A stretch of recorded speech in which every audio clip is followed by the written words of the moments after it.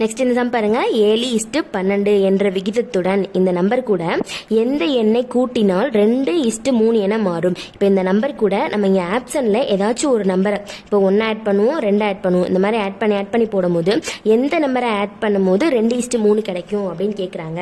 இப்போ இந்த சம் பார்க்கலாமா? இப்போ இந்த 7:12 கூட நம்ம ஆப்ஷன் ஏ எடுத்துக்கலாம். ஆப்ஷன் ஏல 1 இருக்கு. இப்போ இந்த 7 கூட 7:12 தான் நம்ம கொடுத்துருக்காங்க. இப்போ இந்த 7 கூட இந்த 1 ஆப்ஷன் ஏல உள்ள இந்த 1 ஆட் பண்ணோம்னா 8 ஆயிரும்.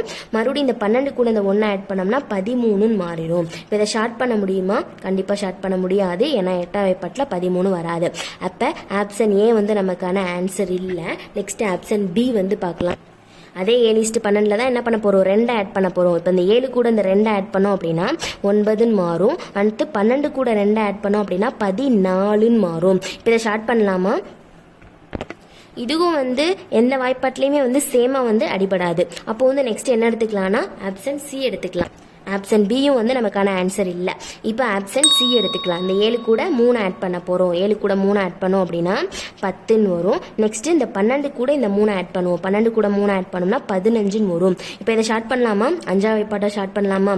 2 10 வரும், 3 15 வரும். இதை ஷார்ட் பண்ணும்போது என்ன கிடைச்சிருக்கு? 2:3. நமக்கு என்ன கேட்டிருக்காங்க?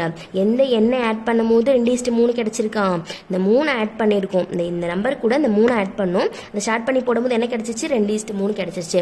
இந்த மாதிரி ஒரு நம்பரையும் நம்ம வந்து ஆட் பண்ணி இந்த நம்பரை வந்து அது கூட ஆட் பண்ணி ஷார்ட் பண்ணோம்னா கிடைக்குதான்னு பார்க்கணும். இப்போ நம்ம 3 ஆட் பண்ணும்போது தான் 2:3 கிடைச்சிருக்கு. அப்போ நமக்கான ஆன்சர் வந்து ஆப்ஷன் சி தான்.